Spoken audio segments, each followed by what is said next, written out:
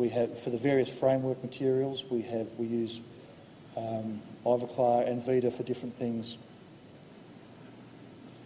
We use their denture teeth anatomy in our libraries, and you get to see some of that. And we also have preparation guides and cementation guides available if anyone requires them.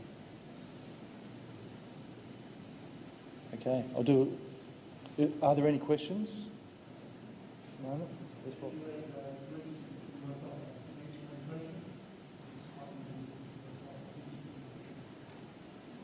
As in intraoral scanning? At the moment, no. We really want to focus on what we can do at the moment.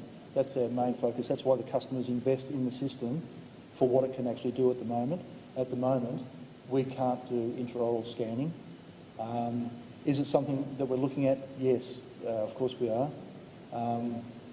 It's like some of the other manufacturing processes. People are talking about resin printers or printers of various sorts. Yes, we're looking at those sorts of things. Yes, we're looking at intraoral scanning, but it's nothing that I know of that's on the horizon, and it's not something that I want to focus on at the moment, personally. But thank you for asking. Any other questions? No? Okay.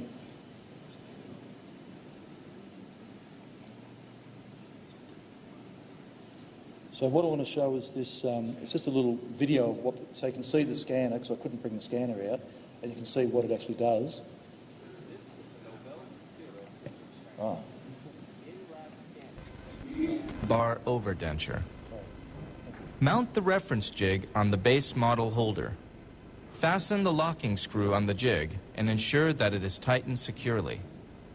Ensure that the reference spheres are clear of dirt or optical spray before scanning. Attach the appropriate non-engaging model position locators to the corresponding implant replicas in the model by screwing them in clockwise. Mount the model in the center of the scanner. Tighten the locking screw and check the stability of the model to ensure that it does not move at a later stage of the scanning process. The model needs to be orientated so that the tops of the model position locators are close to level.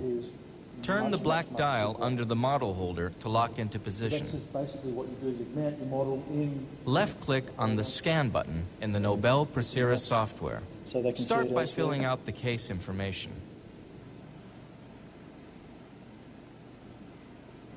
Left-click on Implant under Object Type. An implant select box will then appear. Choose the correct implant platform and size, and then click on OK.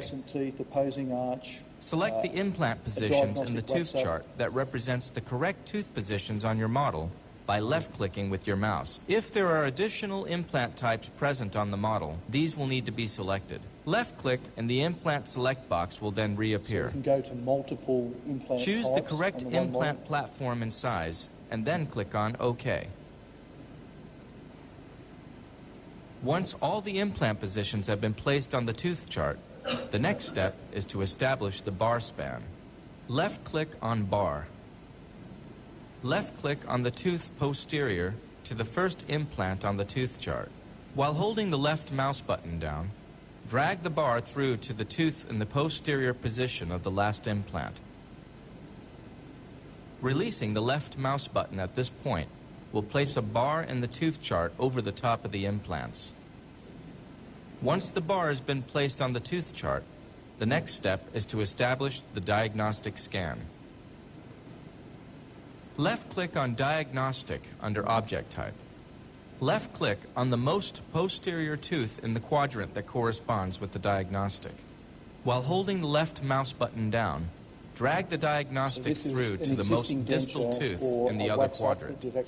Releasing the left mouse button at this point will place a diagnostic in the tooth chart over the top of the bar.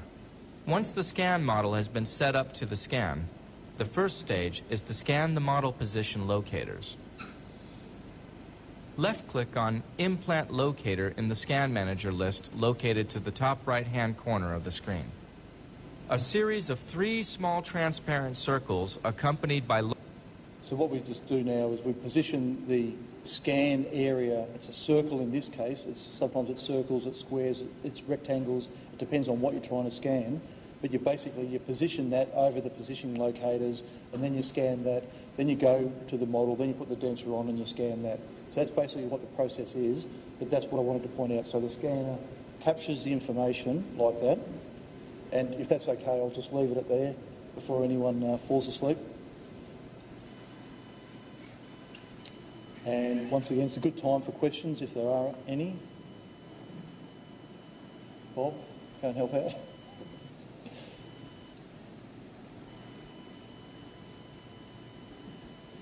So now we've got some demonstration data that's in the software as standard, so it's practice data for people to use. And I want to use that demonstration data to show a couple of different jobs. And hopefully you've got almost all of it up on the screen. You have. So if the scanner was connected, I would connect the scan button, scan all the information in the computer. Once it's finished scanning it, it then puts it in one of the designing folders, either the crown and bridge folder, the overdenture bar folder, or the abutment folder, depending on what you've called it, what you've described it. But I'm going to use the demonstration data, and I want to use... I want to do a coping CAD, first of all.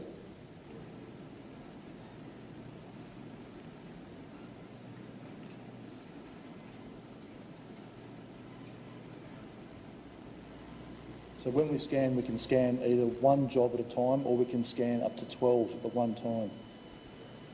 Now, within the software, we use this toolbar across the top.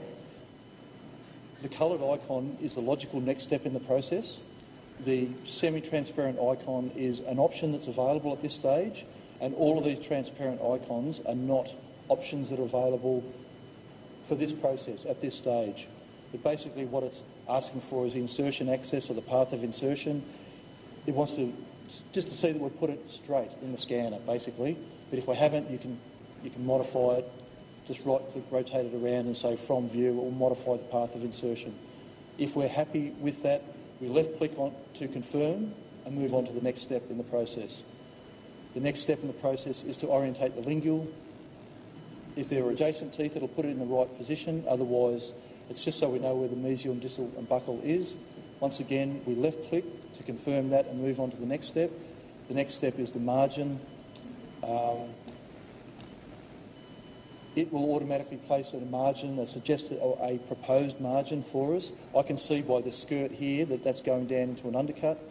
I can add points, add too many points, take them off, get rid of them, do whatever I need to do. I can add as many as I want. I can blow the image up.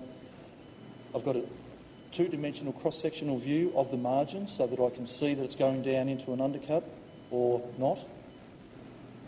And there's a variety of other tools within the software that come up depending on what you're doing. But basically, I define the margin on the die. If I'm happy with that, I left-click to confirm that and move on to the next step. And that is the initial proposal.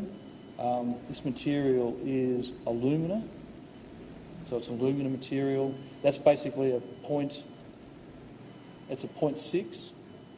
I can reduce that down to 0.4 for anterior. So it's a 0.4 thin coping that's even all the way around. I can take a slice for you to have a look at it. So that's basically what that is. And of course, what has happened in the past, when some people just do that, and then, sorry, if I was happy with that, I would then select finish. If that's all I wanted, an even coping all over, I'd select finish, and it would go to the order manager. I'd check the order, check the quantity, and then press send, and the order's sent directly to manufacturing. So it's that easy to do a single